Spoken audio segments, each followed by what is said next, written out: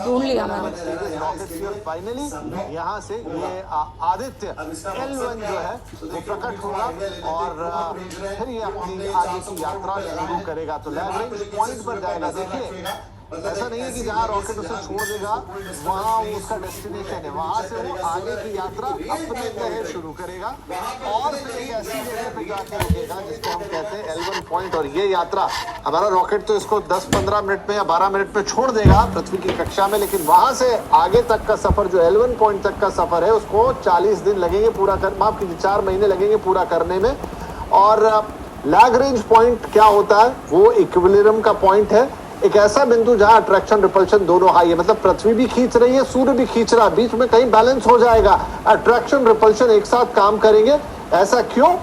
क्योंकि वहां पर एक ऑर्बिट या जो चक्कर है वो यहाँ स्टेशनरी रहने के लिए उसको ज्यादा ईंधन की जरूरत नहीं पड़ेगी। जो विपरीत और फोर्स उसके ऊपर लगेंगे ना, उसके वजह से वो वहां पे टिका रहेगा और अपना काम करता रहेगा। कम ईंधन के साथ ऑर्बिट में बने रहना यहाँ इसके लिए संभव होगा। अब इसका मकसद क्या है तो देखिए वो भी थोड़ा आइडिया ले लेते हैं, क्यों हम भेज रहे हैं, क्यों हमने ये 400 करोड़ रुपए लगाए हैं। निर्बाध तरीके से सूर्य पर नजर रखेगा, मतलब एक ऐसी जगह से जहां बीच में इसको कोई डिस्टरबेंस नहीं है, सूर्य की पूरी एक्टिविटी चेक करेगा, सोलर एक्टिविटी की रियल टाइम मॉनिटरिंग, वहां पर इतने करीब जाकर रियल टाइम ये मॉनिटर करेगा कि सूरज पे क्या चल रहा है। एक ऐसा आग का गोला जो हमें जीवन देता है उसके अंदर आखिर घट क्या रहा है, क्या चीजें हो रही है। कोरोना से निकलने वाली गर्मी की स्टडी, अलग अलग काम जो करने वाला है, वो जो कोर होता है सूर्य का, वहां से निकलने वाली गर्मी, फिर सौर वायुमंडल को समझने की कोशिश करेगा कि सूर्य के आसपास का जो करोड़ों किलोमीटर का इलाका है उसमें क्या कुछ हो रहा है। सौर हवाएं यानी जो गरम गरम हवाएं सूरज से निकलती हैं, बड़ी बड़ी लपटें सूरज से निकलती हैं, उससे जो पूरा चेंज आता है एटमॉस्फेयर में, तापमान की स्टडी और साथ में स्पेस वेदर पर सूर्य का जो असर होता है उसकी मॉनिटरिंग, अल्ट्रावायलेट रेस की मॉनिटरिंग, पृथ्वी पर क्या असर पड़ता है सूरज की अलग अलग एक्टिविटीज का, वो तमाम स्टडी ये करता हुआ नजर आएगा। तो ऐसी बहुत सारी चीजें हैं जो ये करता हुआ दिखेगा, लेकिन इस पूरे मिशन को हम और बेहतर तरीके से समझेंगे। हमारे एक्सपर्ट्स के जरिए हमारे साथ कार्यक्रम में शामिल हो रहे हैं विज्ञान प्रयास के साइंटिस्ट B.K. त्यागी साहब, दिल्ली यूनिवर्सिटी में फिजिक्स और एस्ट्रोफिजिक्स के पूर्व head of department Daya Shankar Kulshreshtha जी, और IIT कानपुर में स्पेस साइंस और एस्ट्रोनॉमी के प्रोफेसर कुणाल बोले। आप सभी का बहुत बहुत स्वागत है। तो त्यागी साहब मैं आपसे शुरुआत करता हूं। देखिए चंद्र विजय मैं कह लूं हो चुकी है, अब सूर्य नमस्कार की तरफ आदित्य हमें लेकर जाने वाला है। तो पहले तो ये इंडियन स्पेस प्रोग्राम के लिए कितना बड़ा अचीवमेंट या माइलस्टोन होने वाला है। अभी तो चंद्रयान एक्टिव है और वो उसकी एक्टिविटी खत्म हो उससे पहले हमारा सूर्ययान निकलने वाला है। बिल्कुल, देखिए ये एक कहें कि जो चंद्रमा के बाद सूरज ही हमें दिखाई पड़ता है, तो ये बड़ा लॉजिकल वो कहें कि बात थी कि उसके बाद वहां जाया जाए। लेकिन इसमें हमें ये समझना होगा कि जो सूरज और चंद्रमा के जो मिशन के ऑब्जेक्टिव बिल्कुल अलग अलग थे, और सूरज की जो हमारा आदित्य जो L1 पॉइंट पे जाएगा उसका जो मेन मकसद है, उससे जो डाटा मिलेगा वो ज्यादा एकेडमिक इंटरेस्ट का हमें डाटा जो है वो मिलेगा। जैसे चंद्रमा पे हम मटेरियल भी हम खोज रहे थे और फ्यूचर प्लानिंग, मानव बस्तियां बसाने की बात थी, लेकिन यहाँ पे ऐसा कुछ नहीं है। यहाँ पे मकसद हमारा सूरज को स्टडी करना है। सूरज का जो कोरोना है, उसका जो क्रोमोस्फेयर है, फोटोस्फेयर है, उसके बारे में ज्यादा जानकारी, क्योंकि अब सूरज के डिफरेंट जगह पे जो टेम्परेचर में इतना वेरिएशन है और ये उससे उसमें जो घटनाएं होती हैं उसका डायरेक्ट इम्पैक्ट जो है हमारी पृथ्वी पर आता है। तो कई बार ऐसी सिचुएशन हो जाती है जिसमें से सूरज जो है बड़ा अशांत है और सबसे हमारे पास में है, तो उसमें वो उसका जो इम्पैक्ट हमारे वातावरण पर पड़ता है वो क्या फैक्टर है, क्योंकि उसके बारे में पूरी जानकारी अभी तक हमें नहीं है। मान लीजिए जैसे कोरोना का हम ज्यादा स्टडी तभी कर पाते हैं जब सूर्य ग्रहण होता है, कि अभी दूसरी टेक्निक से भी हम करते हैं। तो ये एक ऐसे पॉइंट पे जा रहा है जहां से हमें जो डाटा मिलेगा, फोटोग्राफ जो मिलेंगे वो विजिबल स्पेक्ट्रम लाइट में भी मिलेंगे, अल्ट्रावायलेट में मिलेंगे और एक्सरेज में मिलेंगे। तो ये एक कहीं, क्योंकि हालांकि बहुत पास नहीं जा रहा, सिर्फ 15 लाख किलोमीटर पे वो एक पॉइंट पे रहेगा, लेकिन उसमें क्या है कि वो पृथ्वी और सूरज पे वो दोनों को एक साथ जो है वो नोट कर सकता है। और जो हमारा जो मैग्नेटिक फील्ड है जिसमें, क्योंकि हाई एनर्जी पार्टिकल है जो अर्थ पे आते हैं और कभी कभी सूरज से जो लपटें निकलती हैं जिसको हम सोलर फ्लेयर्स बोलते हैं, अब उसकी ग्रेविटी जाता है वो वापस उसमें चले जाता है, लेकिन जब एक इंजेक्ट होता है बाहर की तरफ आता है तो वो कई लाख किलोमीटर तक जा सकता है। मान लीजिए अगर वो पृथ्वी तक आ जाए तो पृथ्वी जो है खराब हो जाएगी, नष्ट हो जाएगी। तो वो जो क्यों आते हैं उसके बारे में हमें जानकारी नहीं है। तो ये सारा डाटा कहीं रियल से एक पर्टिकुलर पॉइंट पे खड़े होके रुक के वो हमें भेजेगा और सूरज के बारे में ज्यादा जानकारी और जो कि हमारा जो उससे डायरेक्ट करके हमारी जो लाइफ है वो जुड़ी हुई है। बिल्कुल। जो हाई एनर्जी पार्टिकल्स जो जो हमारे एटमॉस्फेयर में मान लीजिए अगर एंटर कर जाते हैं तो कभी कभी आपने सुना होगा कि पूरा जो लाइट है चले गया, पूरा जो कम्युनिकेशन सिस्टम है जो कि इलेक्ट्रॉनिक पे बेस्ड है, तो हाई जो एनर्जी पार्टिकल है वो उसको डिस्टर्ब कर देते हैं, तो हो सकता है आपका सिस्टम कोलैप्स हो जाए। तो वो कब कब हो सकता है और उसके लिए हमें क्या तैयारी करनी है, तो ये कुछ ऐसे बहुत अहम जानकारियां ये हमें देगा। नहीं, नो डाउट अभी हम इस पे और थोड़ी आपसे समझाइश लेंगे कि और क्या क्या करने में सक्षम है। शंकर साहब, अब एक लोगों का इंटरेस्ट ये भी है दर्शकों का कि भाई चंद्रमा पे तो हमें बहुत सारी बातें सुनने को मिली कि उससे पहले चीन गया, अमेरिका गया, रशिया गया, यहाँ पर ये सूर्य वाली जो बातचीत है इसमें कितने देशों ने अभी तक प्रयास किया है और भारत कहाँ खड़ा है इसमें? जी एक्चुअली में भारत का एक एम अपना अलग उद्देश्य है। हमारे प्राइम मिनिस्टर ने बहुत साफ साफ बताया है कि हम दूसरों को फॉलो करने से ज्यादा खुद इंडिपेंडेंट सब कुछ करना चाहते हैं। बहुत जल्दी ही हम अलग अलग सब विज्ञान के क्षेत्र में, टेक्नोलॉजी के क्षेत्र में इंडिपेंडेंट होकर इंडिपेंडेंस के द्वारा विज्ञान को और ज्ञान को उससे चीजों से समझना चाहते हैं। तो गए तो है नासा के, अभी त्यागी जी ने बताया कई मिशन गए हैं, लेकिन हमारे कुछ एक अपने वेल डिफाइंड अलग से कुछ मिशंस हैं और ये धीरे धीरे सब एक्सप्लोर भी करेंगे और ये मालूम भी चलते चले जाएंगे। अभी जो सबसे पहली स्टेप है हमारे सामने वो, हालांकि नासा के हमारे इसरो के लिए काफी ट्रिवियल है, क्योंकि अभी हमारे पास काफी महारत हासिल है ये सैटेलाइट्स को लॉन्च करना। तो बेसिकली ये हमारा जो आदित्य प्रोग्राम है ये बेसिकली एक सैटेलाइट है, लेकिन क्योंकि आप देखिए हम कितना दूरी तक चलते चले जाएंगे, 15 लाख किलोमीटर तक हम जाएंगे। अब इसमें कई सारी विज्ञान की चीजें शामिल हैं। जब 3 बॉडी सिस्टम होता है, सन है, अर्थ है और ये हमारा एक छोटा सा सैटेलाइट है, तो इनके अगर हम नॉन लीनियर डायनामिक्स को स्टडी करते हैं तो एक तमाम सारे कर्व्स आते हैं, 3 डायमेंशनल कर्व्स आते हैं, उनमें कुछ स्टेबिलिटी पॉइंट्स हम कैलकुलेट कर सकते हैं।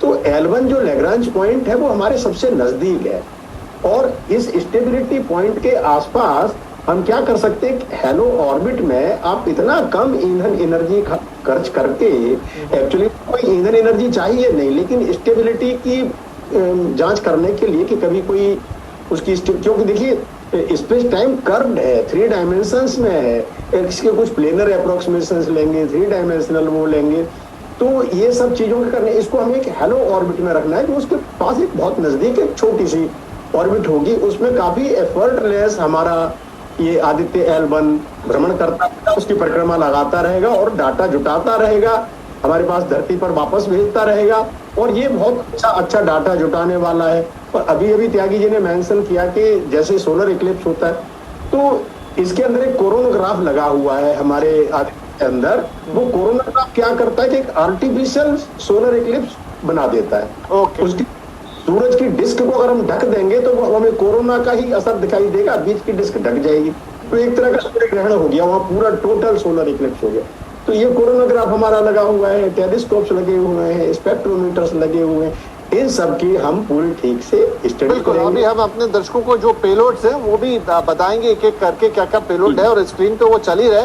कुणाल, मैं आपसे ये सवाल पूछना चाहूंगा कि चंद्रमा पे जो चंद्रयान गया और ये जो सूर्य की तरफ आदित्य जा रहा है, अब भले ही ये सूर्य से अभी भी करोड़ों किलोमीटर दूर रहेगा, L1 तक ही पहुंचेगा, लेकिन स्टिल ये सूर्य की तरफ है, यानी कि बहुत ही गर्म गोले की तरफ जा रहा है। तो क्या जो हमने चंद्रयान बनाया और जो ये आदित्य है इसके बनाने में इसरो को बहुत कुछ डिफरेंट टेक्निक का इस्तेमाल करना पड़ा, क्योंकि ये बिल्कुल जिसे कहे आग की भट्टी की तरफ ट्रैवल करने वाला है।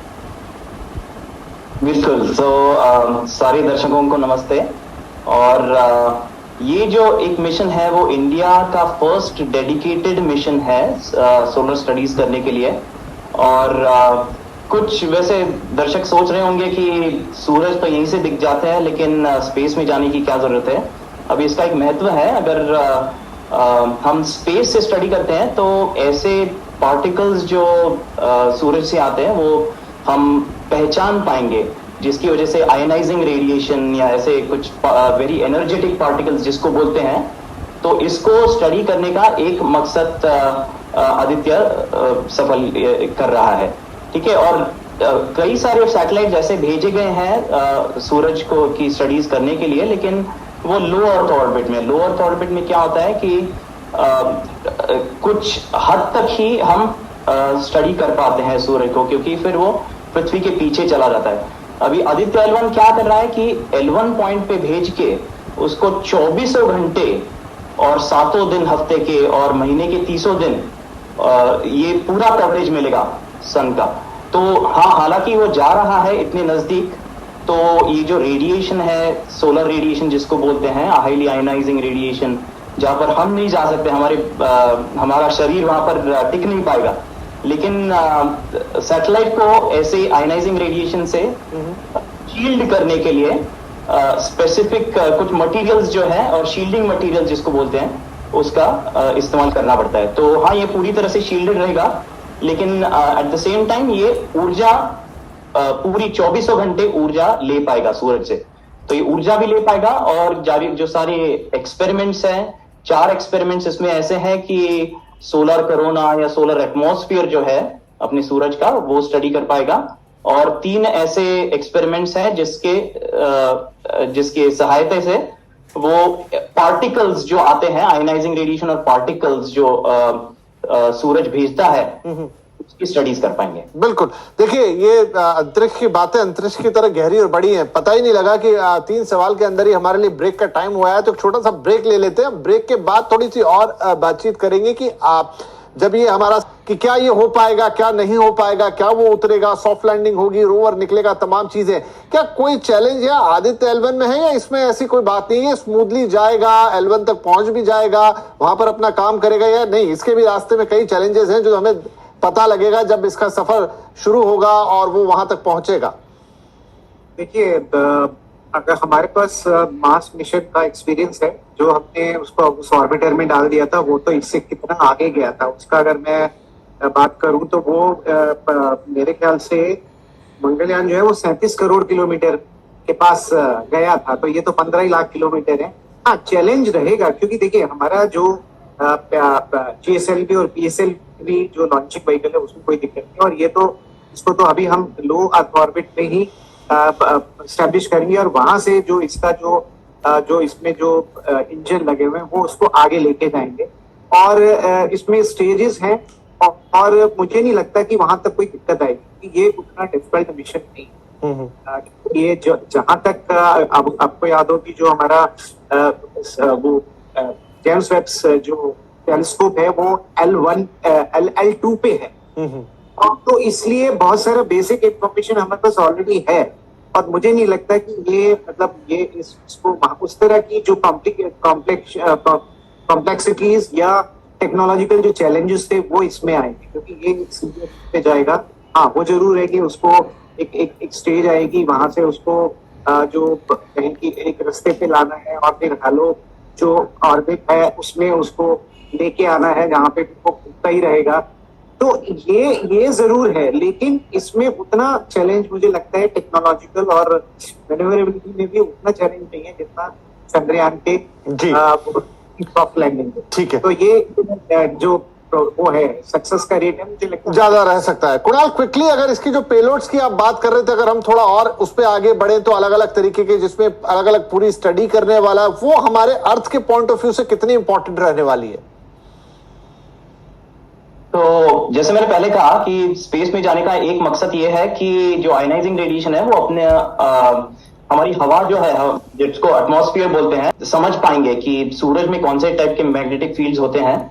अभी ये इसका एक मकसद है कि काफी एक्सपेरिमेंट्स जो है पहली बार किए जा रहे हैं, जैसे कि अल्ट्रावायलेट रेडिएशन में जो भी सोलर डिस्क हम लोग बोलते हैं, यानी सूरज का जो एज होता है, जो भी बाहरी हिस्सा होता है, वो अल्ट्रावायलेट रेडिएशन में स्टडी नहीं किया गया है। सो पहली बार वो हो रहा है। वो पृथ्वी से हम लोग नहीं कर पाते हैं क्योंकि यूवी रेडिएशन काफी हद तक ब्लॉक हो जाता है एटमॉस्फेयर में। और एक और आदित्य L1 का एक यूनिक पॉइंट है कि कोरोनल मास इजेक्शन जो अभी पहले बताया गया था, हम उसके सुन चुके थे, तो बहुत ही इंटेंस मैग्नेटिक फील्ड्स जो होते हैं वो काफी आयनाइज्ड पार्टिकल्स को ले जाते हैं सूरज से दूर और पृथ्वी की ओर आते हैं। तो ये भी जो पृथ्वी का मैग्नेटिक फील्ड है और पृथ्वी का जो एटमॉस्फेयर है वो इनको ब्लॉक कर देता है। तो ऐसे कोरोनल मास इजेक्शंस को अगर हमें ठीक से अभ्यास करना होगा, उसका मेजरमेंट्स करने होंगे, तो ये आदित्य L1 कर पाएगा। और चूंकि आदित्य L1 24 घंटे और 7 दिन हफ्ते के सूरज को देख पाएगा, हम ये जान पाएंगे कि ये कोरोनल मास इजेक्शन जब होता है और ये जब सूरज के बहुत ही नजदीक से पैदा हो रहा है और ये आयनाइजिंग जो पार्टिकल्स है वो उसको भेज रहा है बाहर पृथ्वी की ओर, वो उसका एवोल्यूशन कैसे होता है, वो कैसे पैदा होता है और आगे जाके उसकी उन्नति कैसे होती है, ये हम अभ्यास इसका मेजरमेंट। तो और ये यहाँ पे जो स्टडीज होती हैं तमाम चीजें, चाहे एनर्जी से रिलेटेड हो या फिर, क्योंकि सूरज तो हमारे लिए जीवन के समान है, तो वो हम और अच्छी तरह से समझ पाएंगे। एट लास्ट डॉक्टर शंकर साहब, आप हमें ये बताएं कि इंडियन स्पेस प्रोग्राम के लिए कितने बहुत हाई लग रहे हैं आप लोगों की बात सुन के? जी देखिए, ऐसा है कि चांद और मार्स, मून मिशन और मार्स मिशन में और इसमें थोड़ा सा साइंटिफिकली सिद्धांत रूप से अंतर ये है, वो कॉम्प्लेक्सिटीज कुछ इसमें नहीं है। जैसे कि मैग्नेट, जब हमें मून मिशन पर जाना है तो हमें पहले से कैलकुलेट करना है कि मून हमारे जाने से पहले थोड़ा पहले वहां पर आ जाए, तो इससे उसका मैग्नेटिक फील्ड, उसका ग्रेविटेशनल फील्ड अवेलेबल हो हमको वेलकम करने के लिए, हमको कैप्चर करने के लिए। सिमिलरली जब हम मार्स पर जाते हैं तो मंगल पर भी हमें ये इस प्रकार का सामना करना पड़ता है और उनके ग्रेविटेशनल और अपने ग्रेविटेशनल फील्ड का ऐसे मैचिंग करके उन अपने अर्थ के ग्रेविटेशनल फील्ड से उसके ग्रेविटेशनल फील्ड में एंटर करना पड़ता है। लेकिन यहाँ पर हम अर्थ ग्रेविटेशनल फील्ड में ही रहेंगे, तो वो हमारे लिए सिद्धांत रूप से थोड़ा आसान है। डिस्टेंस ज्यादा है, कोई बात नहीं है, लेकिन आप जैसे अभी आप बता रहे थे, पहले जो वो हुआ करते थे, पहले देखिए जब सूर्य ग्रहण पड़ते थे तो दूर दूर के एस्ट्रोनॉमर यहाँ वहां जाते थे, जिस जगह से पूरा सूर्य ग्रहण दिखाई देगा, कोई ब्राजील में, कोई इंडिया में, तो पूरी दुनिया के एस्ट्रोनॉमर्स मूव करते थे। अब हमारा जो आदित्य L1 जब जहां पहुंच रहा है तो इसके लिए वहां परमानेंटली वो जब चाहे तब टोटल सोलर इक्लिप्स अपने कोरोनाग्राफ से बना सकता है। तो वो सारी स्टडी अभी जैसे कुणाल जी ने बताया कि हमें सारे टाइम 24 घंटे 7 दिन 30 दिन 7 अपने पूरे हफ्ते पूरे महीने हमारे पास सूरज देवता अवेलेबल है स्टडी करने के लिए। तो और हम जब चाहे अपना पूरा सूर्य ग्रहण कर सकते हैं और उसके स्टडी भी कर सकते हैं। जी, तो पर कुछ भी हो, लेकिन हाँ, ये पूरे देश के लिए, इसरो के लिए फख्र की तो बात होगी। और क्योंकि चंद्रयान की सफलता, उसके पीछे सूर्ययान कह लें आदित्य L1 को, ये भी एक सफलता के नए मानदंड रखेगा, तो हम सबके लिए फख्र की बात होगी और हम दुनिया के लिए बहुत सारी नई और काफी अहम जानकारियां जुटा के दे पाएंगे। तो बहुत शुक्रिया आप तीनों मेहमानों का। नजर रहेगी कल आदित्य L1 पर और 11:50 श्रीहरिकोटा से इसकी उड़ान होनी है, हम सब देखेंगे। और इसरो को एडवांस में बधाई और शुभकामनाएं। नमस्कार।